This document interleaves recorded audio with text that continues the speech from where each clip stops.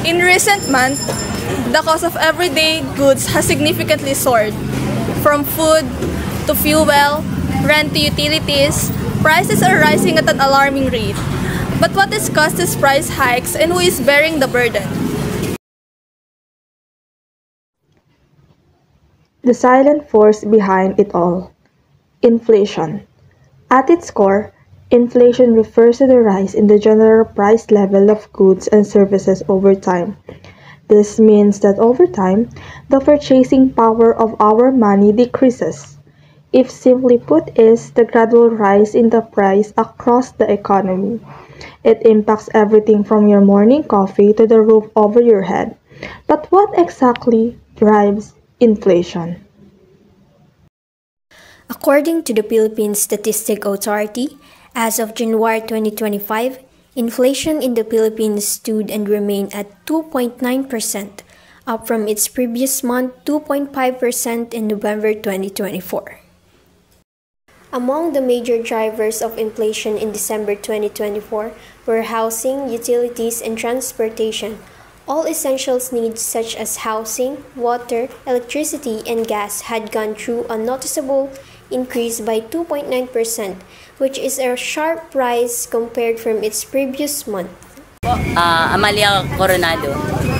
Sa inyo pong palagay, paano po maapektuhan ng patuloy na pagtaas ng mga presyo ang inyong pamilya o kabuhayan sa mga susunod na buwan? Siyempre, mas mahirap ngayon ang pamumuhay kasi nga lalong tumataas, tapos maliit lang ang mga sweldo ng tao at ang mga namumuhunan din maliit din ang kinikita namin kasi nga walang mga buyer din kasi nga mahina yung pasok din ng pera, kaya hindi sila makabili rin, kaya ganun magiging mas mahirap pa sa susunod na. Kung patuloy po ang pagtaas ng presyo, paano po ninyo makikita ang epekto nito sa inyong pamilya sa hinaharap? Medyo mahirapan, pero kung masipag ka naman, siguro din, magiging maayos din. Thank you po. Ano po pangalan niyo po? Janet Gonzalez. Mayroon po bang mga bagay na kailangan niyong i-adjust o bawasan ng inyong gastusin dahil po sa patuloy na pagtaas ng mga presyo ng bilihin? Mahirap kasi siyang mag-adjust. So, siguro kailangan mag-cost cutting, maging practical. Kung ano lang yung kailangan, yun muna. Kahit sasabihin mo sa larangan ng negosyo, ganun din. Kung ano yung needs, kung ano yung demand sa market, yun na lang muna ang kailangan. Kung patuloy po ang pagtaas ng presyo, paano niyo po nakikita ang epekto nito sa inyong pamilya at sa kabuhayan niyo po? Sobrang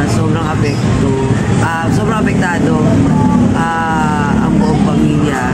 Especially kasi may estudyante ka, tumaas ang lahat-lahat, pero ang source of income hindi tumataas.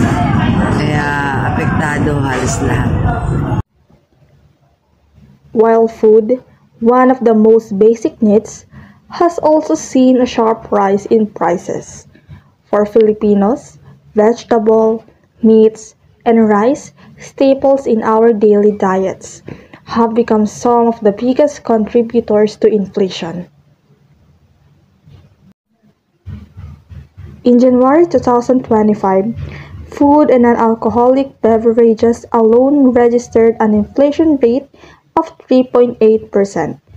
Contributing 50.3% or 1.5 percentage points to the overall inflation rate for the month. This marks a significant increase compared to previous months.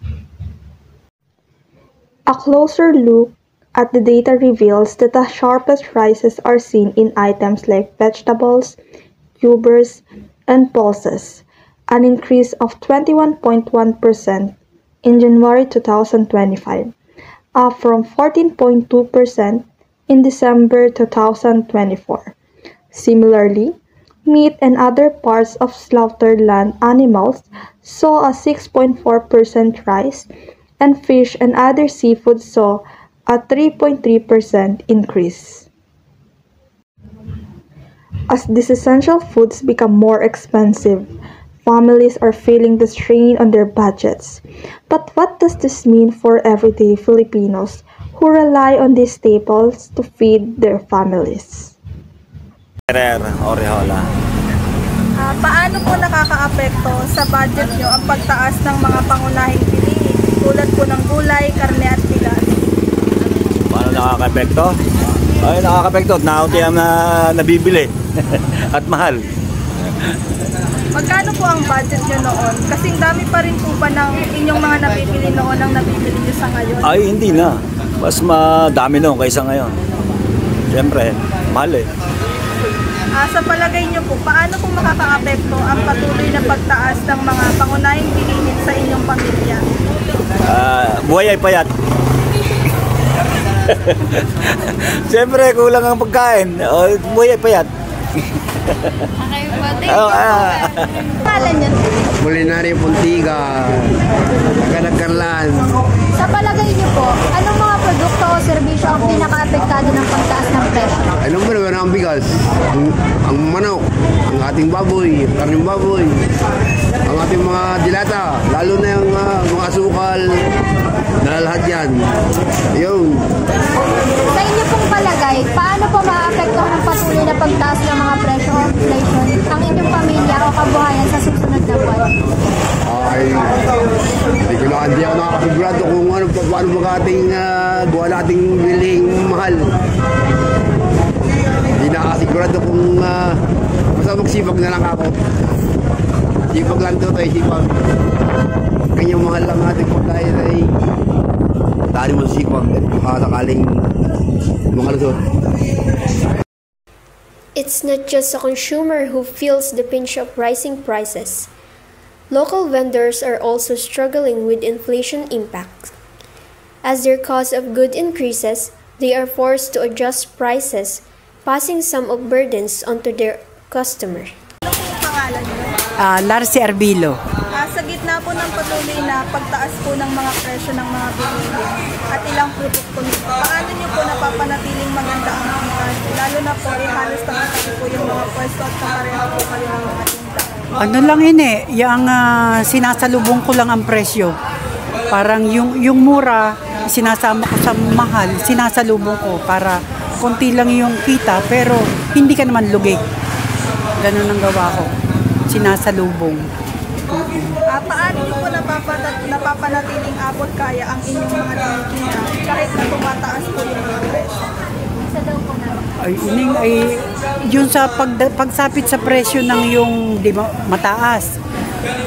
Nagpapatong na lang ng kaunti na lang. Halimbawa, dapat ang patong ay mga 50 pesos. Ginagawa na lang 30. Parang sakripisyo. Ganon. Kasi talagang nadaing ang tao.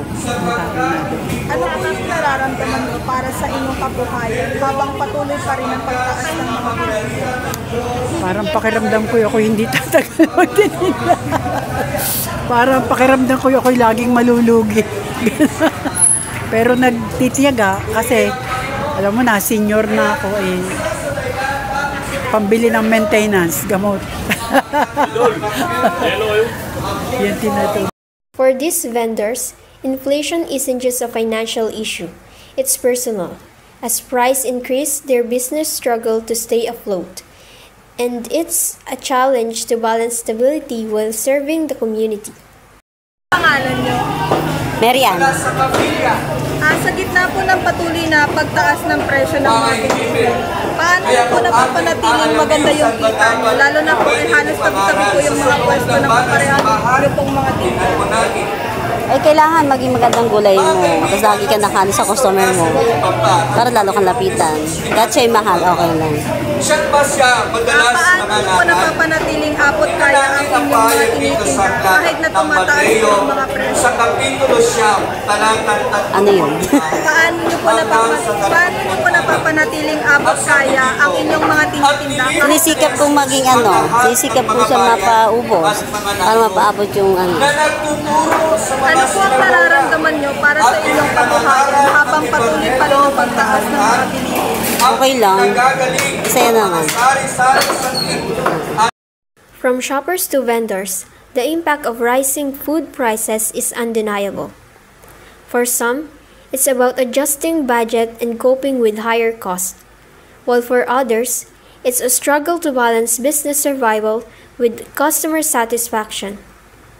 With inflation affecting every aspect of life, the question remains, how long will it last? The rising cost of living is a challenge, but it's also an opportunity for us to rethink how we consume, produce, and share resources in our global economy. The path forward may not be easy, but it's one we must walk together.